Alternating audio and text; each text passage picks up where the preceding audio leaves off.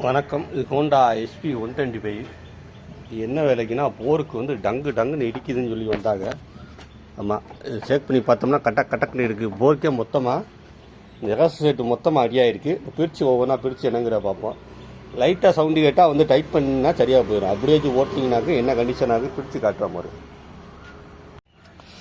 ஃப்ரெண்டில் போருக்கு எக்ஸாஸ்டர் போச்சு. நான் கலட்டுறோம், எல்லாத்தையும் கழட்டிட்டேன். பாக்கி எல்லாத்தையும் கடைசியாக கலட்டுறது. செல்ல அப்படி விழுது மட்டுமான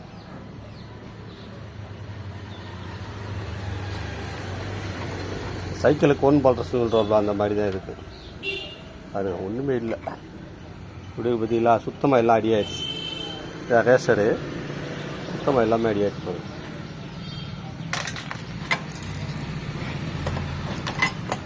சாரி, இதே செய்கிற அளவுக்கு வண்டி ஓடி இருக்கு.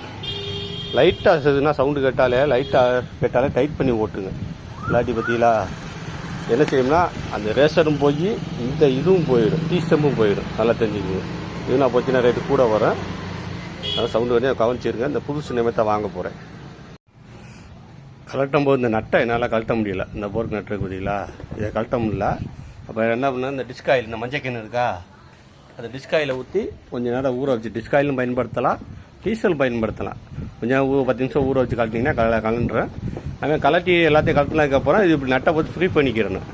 நான் புது ரேசர் மாட்டையில் நட்டு கொஞ்சம் ஆழமாக டைட் வாங்க. அப்போது சிரமப்படக்கூடாது. நட்டை கொஞ்சம் அதில் ஃப்ரீ பண்ணிட்டு மாட்டினீங்கன்னா கொஞ்சம் ஈஸியாக இருக்கும். ஆமாம், அதே மாதிரி இந்த நட்டை கட்டுறதுக்கு இந்த மாதிரி வெள்ளப்பிள்ளையர் பயன்படுத்துங்க. வெட்டும் சுற்றியில் யாரும் போட்டுருவாங்க. ஆமாம், இந்த வெள்ளப்பிள்ளையர் போட்டிங்கனால ஈஸி, அதுவே போதுமானது. இல்லைன்னா வாங்கி வச்சுக்கோங்க.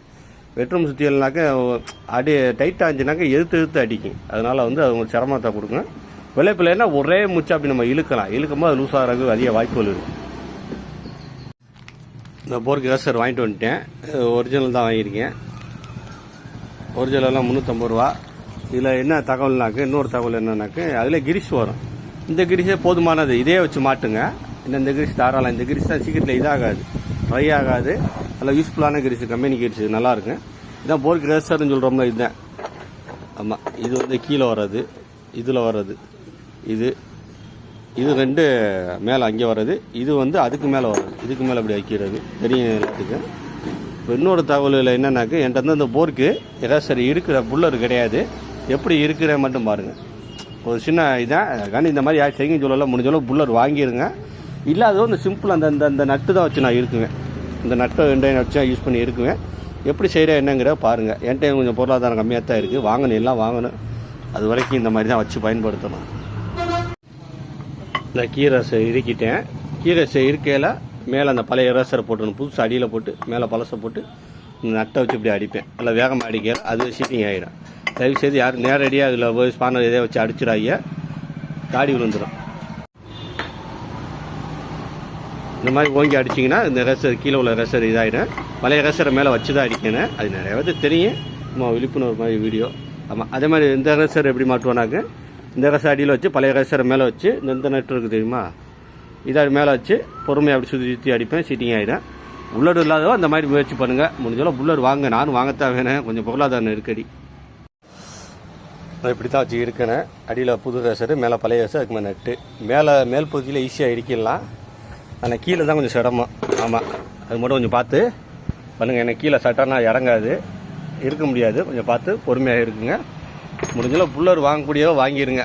கொஞ்சம் ஈஸியாக வேலை முடிஞ்சிடும். போருக்கு ரேசர்னா இறுக்கி பால்ரஸ்னா அடிக்கிட்டேன். ஆமாம், நல்லா கிரிஸ் நல்லா வச்சு விடுங்க. அந்த ஒரு பாக்கெட் கிரிஸே தாராளம் எல்லா பக்கம் வைக்கிறது சரியாக இருந்துச்சு. மேமிச்சமாக தான் இருந்துச்சு இது ஃபுல்லாக. அதுமாதிரி பால்ரஸ் கேப்பு லைட்டாக அரை கேப்பாக இருக்கணும். அந்த அதில் அரை கேப் வச்சுருப்போம் பாருங்க.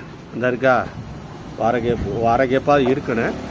ஆமாம், அதனால் பால்ரஸ் கேப்பு ஒரு கேப்புக்கு மேலே விட்டுறக்கூடாது. பால்ரஸ் கேப்பு நல்லா தெரிஞ்சுக்குங்க. ஒரு கேப்புக்கு மேலே பால்ரஸ் இருக்கக்கூடாது. அரை கேப்பு கேப்பு இப்படி எப்படியானா விடலாம். ரொம்ப அதிகமாக விட்டுறாங்க. ஆமாம், ஓகே. நீ எல்லாத்தையும் எடுத்து போட்டு மாட்டுறதா வேலை. போர்க்கு ரேசர் மாட்டி எல்லாத்தையும் தூக்கி மாட்டிட்டேன் பாருங்க. போர்க்கு ரேசர் மாட்டுற மட்டும்தான் ஒரு சிரமம். மற்றபடி இதெல்லாம் தூக்கி மாட்டுறது ரொம்ப ஈஸி. நைட்டு டூம்புனா இந்த கீழே இந்த போல்ட்டு மட்டும் இருக்கும். இந்த இடத்துலா இங்கே ஒரு போல்ட்டு, கீழே இந்த இடத்துல ஒரு போல்ட்டு, இந்த இடத்துல ஒரு போல்ட்டு. இதை கழட்டி விட்டுறோன்னு அப்போ டீஸ்டம்பு வெளியில் வரும். கழுவிட்டு ஈஸியாக மாட்டி விட்டுருங்க. இந்தா